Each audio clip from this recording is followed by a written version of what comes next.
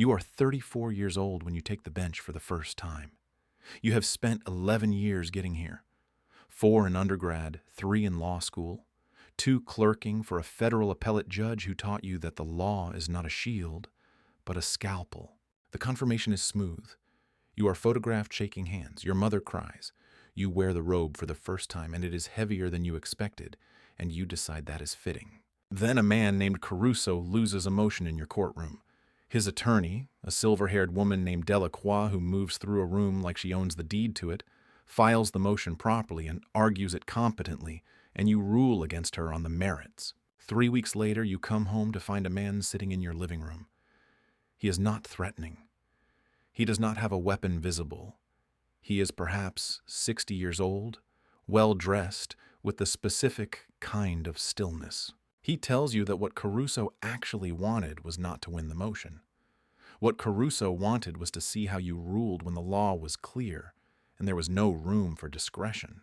He wanted to know if you were honest. You are, Vincent says, the first honest judge he has tested in 4 years. You tell him to get out of your house. You tell him you will call the police.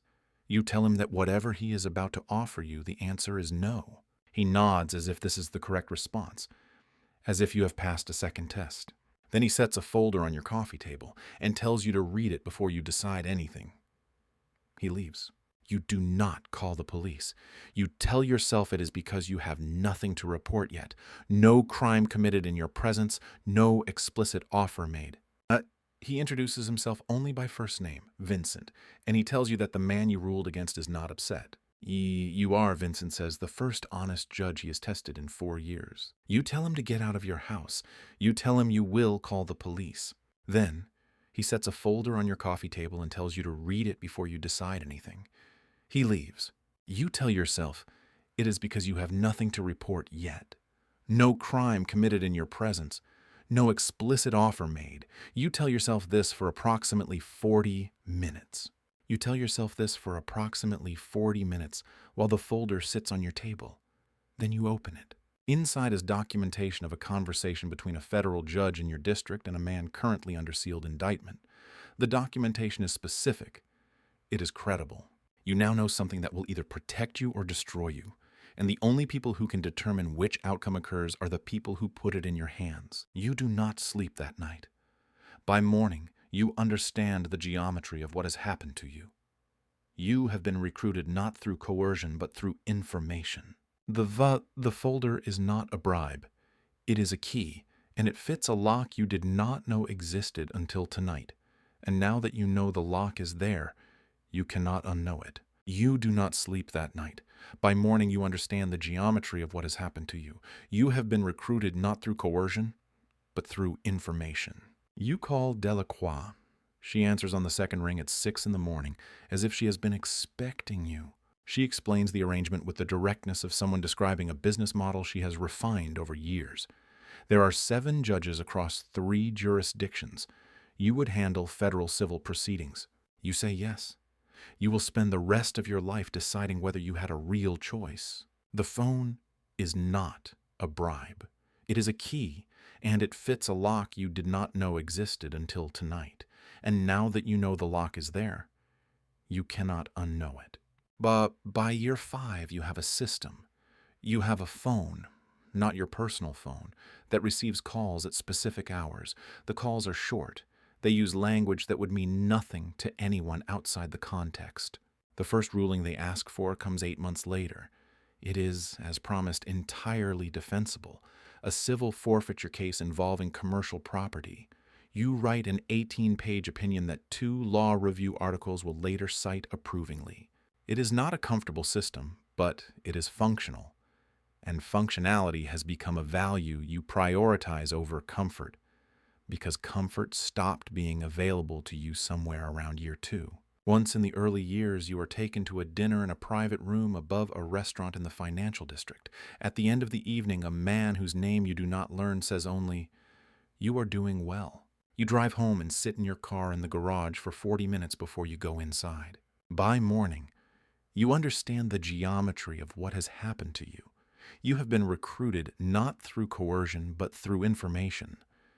You have been made a witness to corruption and offered implicitly the choice to either report it, which will require you to explain why a man named Vincent was in your living room.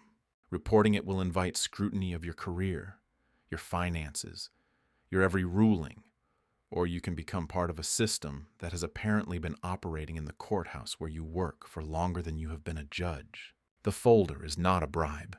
It is a key, and it fits a lock you did not know existed until tonight, and now that you know the lock is there, you cannot unknow it. You call Delacroix. She answers on the second ring at 6 in the morning, as if she has been expecting you. She explains the arrangement with the directness of someone describing a business model she has refined over years. There are 7 judges across 3 jurisdictions. Each handles a specific category of matter. You would handle federal civil proceedings, asset forfeiture, property disputes, injunctions in commercial cases. You will not be asked to acquit anyone of murder. You will not be asked to bury a prosecution. What you will be asked to do, occasionally, and only when the legal landscape permits legitimate discretion, is exercise that discretion in a particular direction. You will rule in ways that are defensible, that will survive appeal, that will not draw attention. You will be a good judge. You will simply be a good judge who, several times a year, knows in advance which way the wind should blow. In exchange, you will be protected. The folder will never surface. In exchange, you will be protected. The folder will never surface, and you will receive not a payment, never a payment. Delacroix is emphatic about this, but opportunities. An investment introduced by a mutual acquaintance. A property deal that comes to you through a legitimate broker at a favorable price. Nothing traceable. Nothing that does not have a clean explanation. You will not become rich quickly because quick wealth is a flag, and flags attract attention. You will become, over time, comfortable in ways that are entirely consistent with the career of a successful federal judge. You say yes. You will spend the rest of your life deciding whether you had a real choice. The first ruling they ask for comes 8 months later. It is, as promised, entirely defensible. A civil forfeiture case involving commercial property in the Port District. The government's seizure was procedurally aggressive, and the chain of evidence has a gap. You write an 18-page opinion that 2 law review articles will later cite approvingly. No one looks at you twice. The second ruling is harder. Not because it is more legally complex, but because you know by then whose property it is. You sign the order on a Tuesday afternoon. You drive home on a route you have been taking for 6 years, and you sit with your coffee and you think about the 11 years it took to get to the bench. You think about the 11 years and you feel, for the first time, the specific weight of a decision that cannot be unmade. It is a weight you will carry until it becomes a part of your posture, until you no longer remember what it felt like to stand up straight without it. By year 5, you have a system. It is not a comfortable system, but it is functional, and functionality has become a value you prioritize over comfort, because comfort stopped being available to you somewhere around year 2. You have a phone, not your personal phone, that receives calls at specific hours. The calls are short. They use language that would mean nothing to anyone outside the context. The voice on the other end is never Delacroix. It is always a man, always different, always polite. He identifies himself by a color or a city. He asks for a meeting that is not a meeting. What happens in your courtroom is the performance of a process. You listen, you weigh, you rule, and you understand that the ruling was decided 3 days before the motion was even filed. You begin to recognize the others, not by anything they say, but by the way they look at you in the hallway, a specific kind of neutrality, a shared frequency. You will simply be a good judge who, several times a year, knows in advance which way the wind should blow. The coincidence is always invisible. Once in the early years, you are taken to a dinner in a private room above a restaurant in the financial district. It takes you 3 days to even understand how the invitation reached you. There are 6 people at the table. You recognize 2 of them from federal indictments you have personally read. They are eating sea bass and discussing the merits of a specific bond initiative. At the end of the evening, a man whose name you do not learn leans in. He looks at you with a warmth that is almost paternal and says only 4 words: "You are doing well." You drive home in the dark. The city lights move across your windshield like a code you've finally learned to read, but the reading of it makes you feel nothing at all. You sit in your car in the garage for 40 minutes before you go inside. The garage has become a decompression chamber. You are not practicing being normal anymore. You are just waiting for the weight to settle. The system is designed for architectural ignorance. You know your part. You do not know theirs. You learn to keep the phone in its designated position within your attention, 8 inches from the law and a lifetime away from the truth. Sometimes, in the middle of a routine Tuesday, you find a gap in the wall. You sit in the courtyard and you read a case that has nothing to do with Vincent or Delacroix, and for 20 minutes, you are simply the man you spent 11 years trying to become. You have presided over 2,300 matters since you took the bench. You know the exact number because you keep a tally in your head, a private arithmetic of the legitimate and the other. 31. That is the number of times you have known the outcome before the first witness was sworn in. It is a small number, you tell yourself. It is less than 2%. You write it down on a notepad just to see how small it looks. The argument that 31 is a small number becomes less persuasive every time you look in the mirror. You look at your reflection, and you realize that the reflection doesn't care about percentages. It only sees the 31. In year 9, a prosecutor named Ash starts making noise about judicial corruption. She is 29 years old, and she has the specific fearlessness of someone who has not yet learned what it costs to be right about something powerful. She starts with the clerks. She asks questions about phone logs and late-night filings. She moves through the courthouse like a cold wind, and you watch her from the corners of your eyes, performing the neutrality you have spent a decade perfecting. You realize with a sudden clinical clarity the direction she is walking. She is looking for a thread. If she keeps going, she will find the judge who had the casino debt in Macau. And once she finds him, the thread leads to the folder. You sit in your chambers and you reconstruct the folder from memory. You realize that your own name wasn't the subject of that folder. You were just the witness.